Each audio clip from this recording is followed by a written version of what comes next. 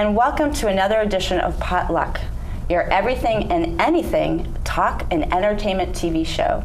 My name is Laura Hartman, and I am your host. Today we have four amazing and talented guests joining us who are involved with a nonprofit and an award-winning community theater called Providence Theater.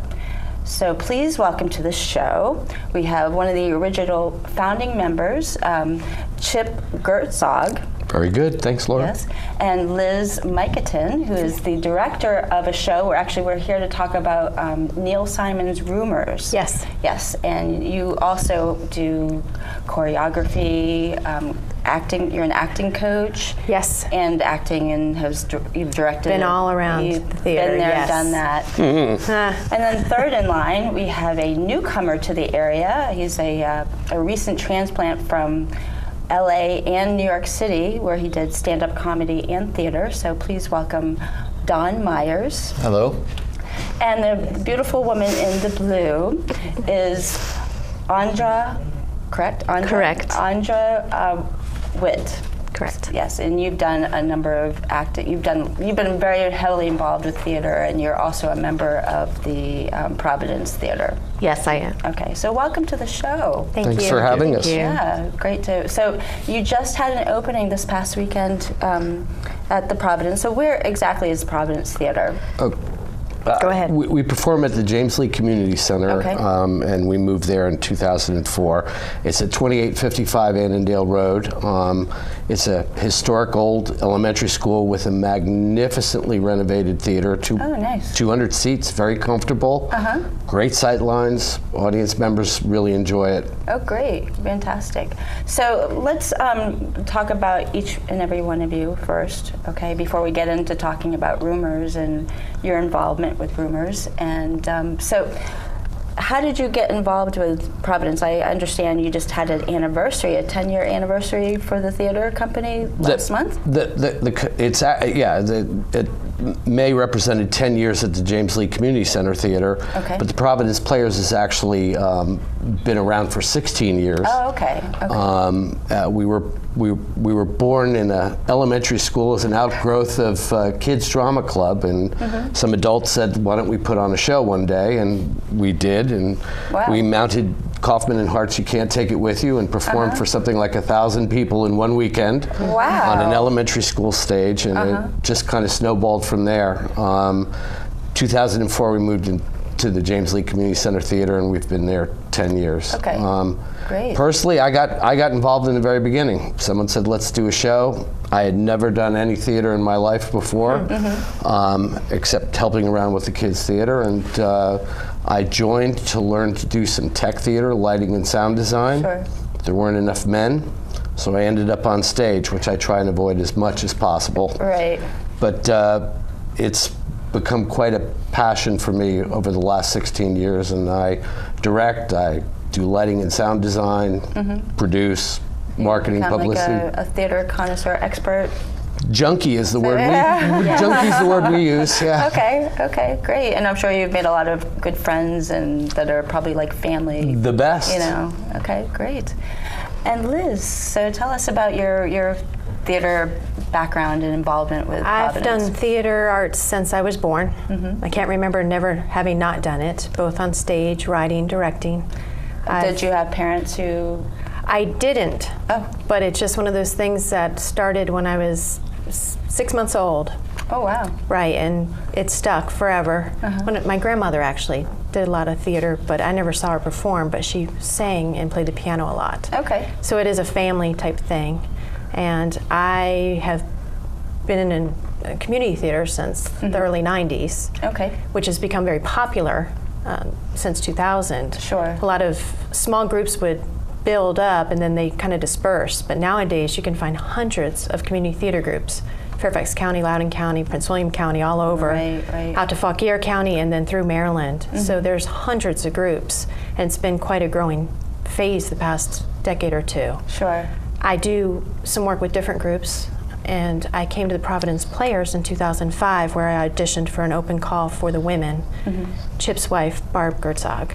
was directing, and that's how I was introduced to the Providence Players of Fairfax. And you got addicted to it. I've been there ever since. It was a good ever since. Well, it's been a good fit for me, and I've made Chip and Barb and I are quite good friends. Great. Both on stage and off. Okay. And that kind of one of those things where you build friendships, you start to work on projects together as well. Right. And it becomes your social life. Oh, great.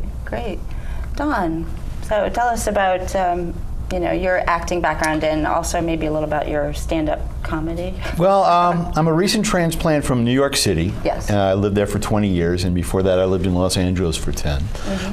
And when I was in LA, I started doing improv comedy. Okay. And that was really my bailiwick for a few years. And I was with a group called the LA Connection. We had a theater right on Ventura Boulevard. So I was doing 2-3 shows a week, plus we had a road crew, so I would do outside shows. And then I sort of grew into stand-up comedy, which is really, really, really hard. It makes making as an actor look easy. And I did that for about 3 years and had a lot of fun, but to be honest, just couldn't get the fire in the belly to stay up till 3 o'clock in the morning trying to get 5 minutes of stage time. Oh, wow. But I'll tell you my best stand-up story. Sam Kinison opened up for me once. I was How much did that cost? Well, I was doing a show, and I'm ready to go on. I'm the next comic. I got my comedy face on. Kinison walks in the club, says, "I'm doing Carson on Tuesday. Can I try some stuff up?" So they put him right up. And he does 10 blistering minutes. Incredible. And he finishes up, he puts the mic back in the mic stand, walks off the stage, out the theater, into his car, gone. Audience is going nuts. MC comes up and says, and I quote, "And now a really funny guy, Don Myers." And I come up, and the audience is still going nuts for Sam Kinison. And as I'm doing my bit, I can hear them telling each other the jokes that Sam Kinison had told them 5 minutes ago. So I always felt bad that I never got a chance to meet him, so I could tell him what a lousy opening act he is. That's funny. So how about the acting? Well, it's something I've been interested in my whole life. Was a theater major in college the first time. Okay. And when I moved to Los Angeles, I really went after my showbiz dreams and did the improv and did the stand-up, did some commercials. The high point of my comedy career was opening up for Gary Plunkett and the Union Gap in Laughlin, Nevada, which is, you know how Reno is where you go if Las Vegas is a little too up for you? Sure. Okay, Laughlin is where you go when Reno is a little too up for you.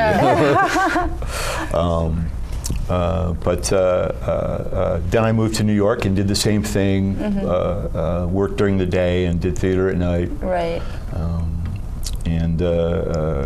When I moved here to the DC area, the first thing I looked for was a theater company that I can join. And I found this great home with Providence Players.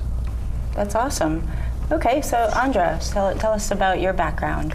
Well, I was a painfully shy and quiet child, but somehow, for some reason, when I got onto a stage, it just disappeared, and I loved it. I loved every minute of being on stage.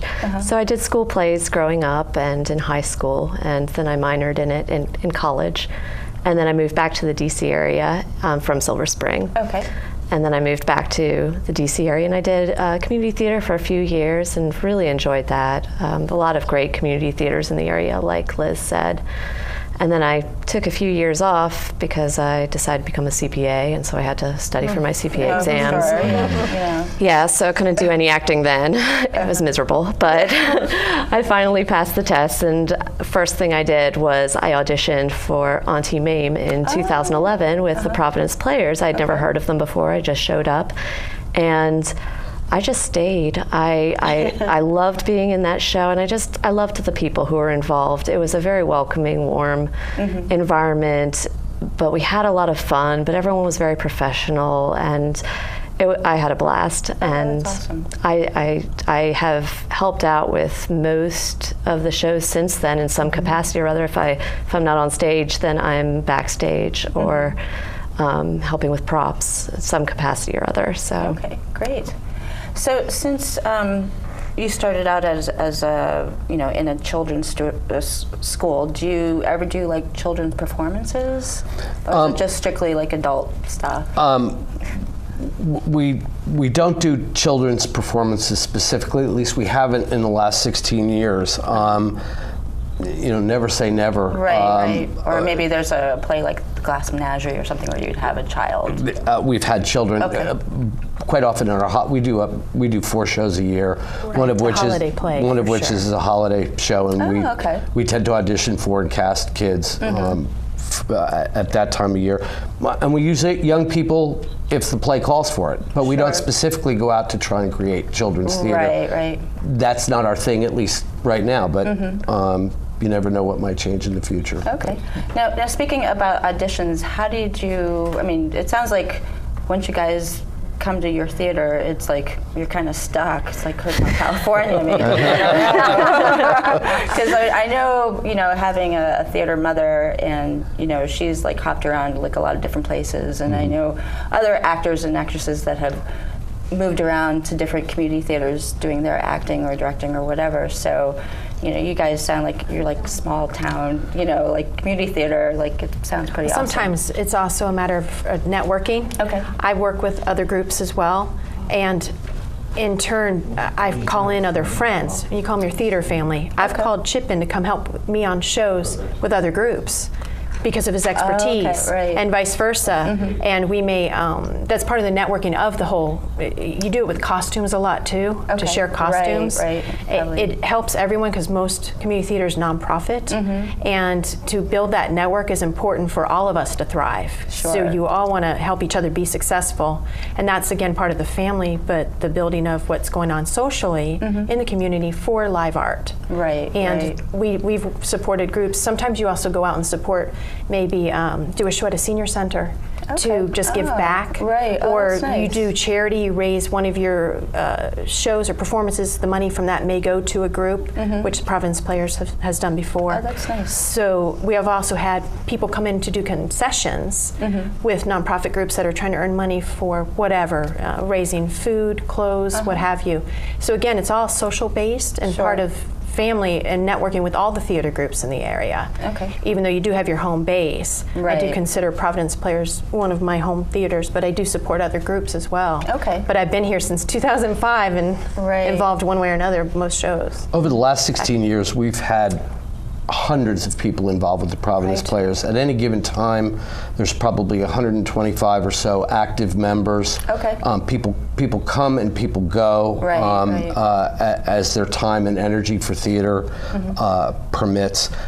We like to talk about ourselves as creating a theater home for people. We want people to enjoy the experience so much that they want to come back.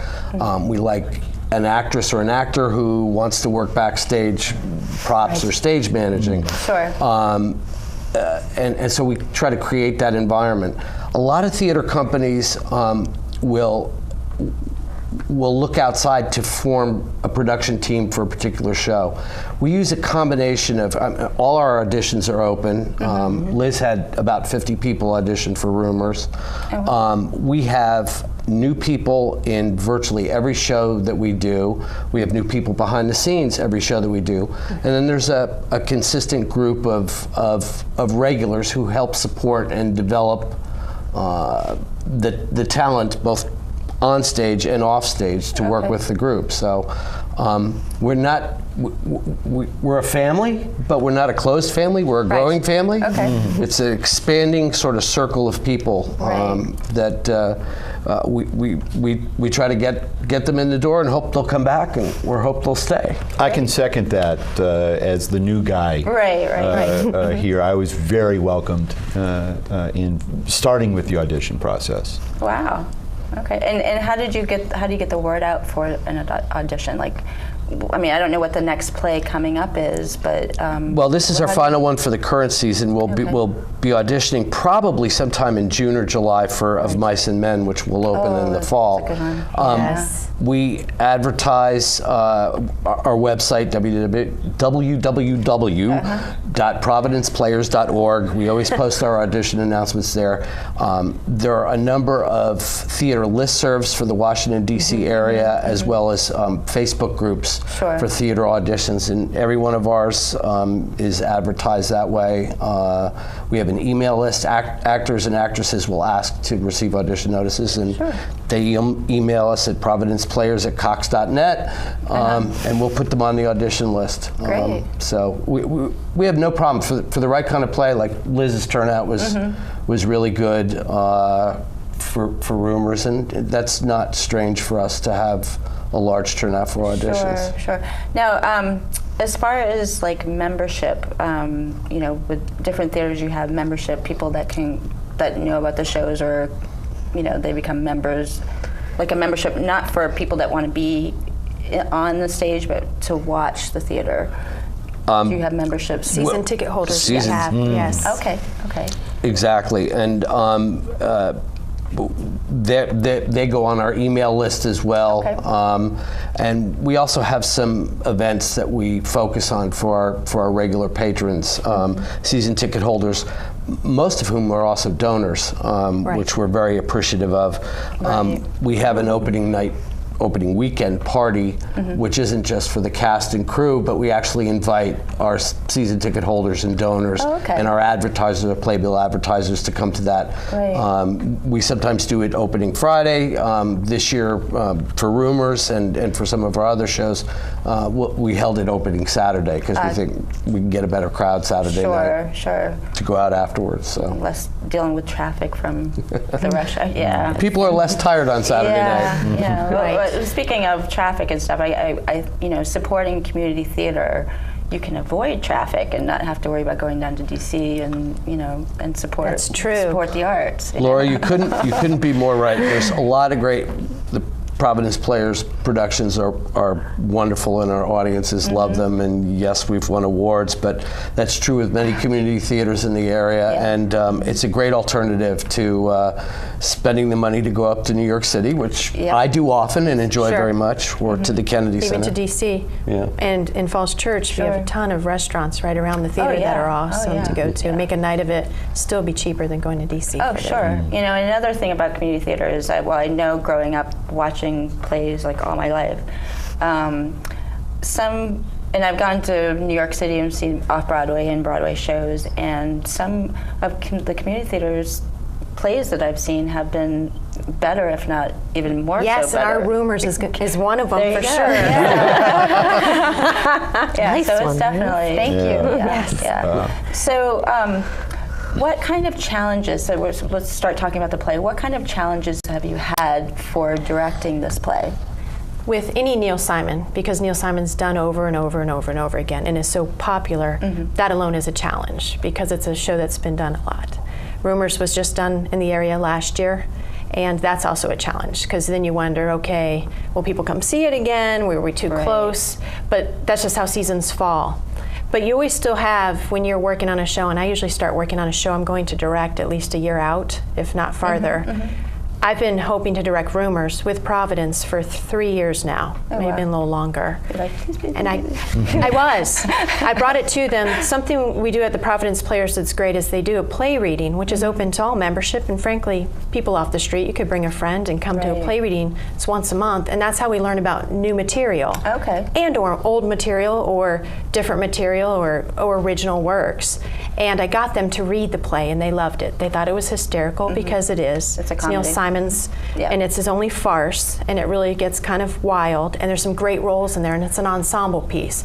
Every cast member becomes part of the crazy zaniness that goes on. And I got them to do the play read, and they loved it, and we almost put it on the next year, and then it was decided no. So I almost directed it 3 years ago.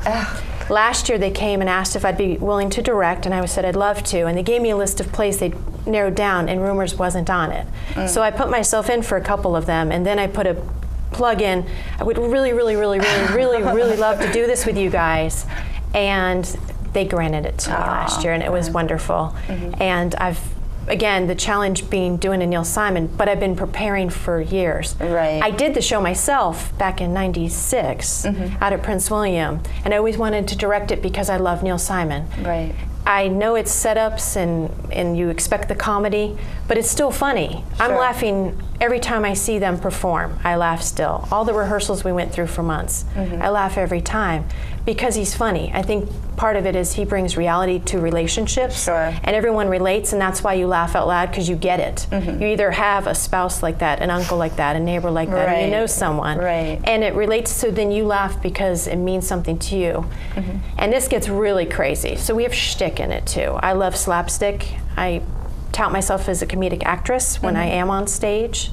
And I like to instill that into my actors, and we've done that here too with our show. Great, fantastic. So, you guys are dressed for the part. Are you Yes. going to do a little scene for us? No, but they look pretty. This is a family show, right? Yes. Yes. There's a little bit of strong language. Yeah, I get the opportunity to drop a few F-bombs, Right. which is good for my bad boy image. Yes, I know. You have definitely a bad boy. Yeah. Anyway. I don't think I actually cursed during the show. I'm one of the few characters who doesn't draw any really strong language. And Claire doesn't need to, does she? She No. doesn't. It's all expressed in her scathing sarcasm and the eyebrow lifts. Yes. Yes. And the alcohol. Her character drinks throughout the entire play, which brings out the best in her. Right. Yes. Yeah. I have to prepare for that role a lot. So, is that challenging for you, or did you? I try to practice at home sometimes. Okay. Method actor. Good. Good. So, have you had any challenges with her? No, she's been great, and I think we have a nice chemistry going on stage. My character is a CPA, so I'm sort of learning that from her. But what we really do is we're sort of the snarky couple. We're the ones who have the funny sort of twist lines. Yes. Okay. And that bounces well off each other. Yes. In fact, in the opening of the play, we have a big scene where we talk about rumors. And it clearly comes out that we're both, even though we say, you know, I don't listen to filth and garbage about my friends, and we're both really into it. Stirring the pot is what they're Okay. doing, setting it up. And we do direct that scathing sarcasm at each other sometimes. Oh, yeah. We do actually do a nice arc in this play because we do a little snark at each other in Act 1. In Act 2, I have a scene where I'm talking about somebody else's wife, Okay. but I'm directing it at her, and basically it's a seduction scene. Oh. Okay. My job is to make her melt, and you've been great to work with that. Oh, you've been wonderful too. Aw, shucks. See how sweet we are together. Yeah. So I think one thing that we didn't really cover is for those who are not aware about what Rumors is all about, does somebody want to give like a brief synopsis? So Rumors is the 10th anniversary party for Myra and Charlie Brock, a highfalutin rich family in New York. And they bring their highfalutin rich friends over to enjoy the party as well. Lenny and Claire. Yes. And there's 4 couples that come together. And as each couple enters the scene on stage, the rumors and what's going on there changes. Charlie is found with a gunshot wound, and it just grows from there. And you don't really get the truth until the end, or do you? Right. To find out. Yeah. And it's all broken up by the police showing up. Okay. And we have And that's really a a lot of great fun. cast. Oh yeah, it's always good when a policeman shows up. Okay. And now the play is going to run through the end of, or towards the end of June, not quite Middle the of end June, of June. 14th of June. Okay. Yes. Okay. Yeah. Great. Thursdays, Fridays, and Saturdays at 7:30. Sunday at 2 p.m. Okay, great. And it gives ample opportunity for people to come and, definitely come and support you guys. Yes, and laugh. You will laugh. Okay, great. Yeah, it's a wonderful traditional farce, and Liz has been great about giving us all the funny moments. But it's got, people running up and down stairs and mistaken identities and lots of doors opening and closing. Lots of doors opening and slamming. On our brilliant set by John Cassia. Yeah. Oh yeah. Let's Yes. talk about the set. I mean, that's a. Well, and again, too, Chip will be shy, but they've won several awards or nominees for their sets and their technical work, both wow. Chip and John Cassia. I've dropped his name twice now. Yes. Right. So, because he appreciate that, would yes. never be on camera about it, but he is awesome, and he does construction for his living. Right. Which, again, one of those things that you bring but from your real life to the stage becomes such a benefactor. Sure. And he's a great friend too, and So he really is he a designed a Providence great. junkie too? Oh yeah. He wins awards. He's won a number of awards for set design and construction, but he's also an award nominated and maybe award winning. I can't recall because there have been so many, For frankly, acting. for acting as well. He's a marvelous actor. He is. So, and he will be a director next fall because he's taking on Of Mice and Men. Yes. Oh, nice. And it's sort of Great. kind of what the Providence Players is about. John started as getting involved in the whole thing as an actor. Okay. Yes, because of his professional expertise, he's been a wonderful set design, set construction guy. Great. And we've finally talked him into directing a show. Great, that's great. I can't wait to. I'd really like to come and see that show. Of course, I'm going to see Rumors, but anyway, I hate to cut this short, but we've run out of time. So thank you so much for joining us. So people can get tickets at. Go to www.providenceplayers.org. Lots of restaurants around. Lots of restaurants around. You can have such a good night. Okay, and any social media websites? Like Facebook? Yeah, we're on Facebook as Providence Players. Please join us. We're on Twitter, but we're not particularly active on Twitter yet. We've got to work on that. Okay, well, thank you so much, and it was great having you guys on the show. And if you guys are just joining in right now, make sure to catch us at next week at www.potluck-online.org. We'll see you next time. Thank you.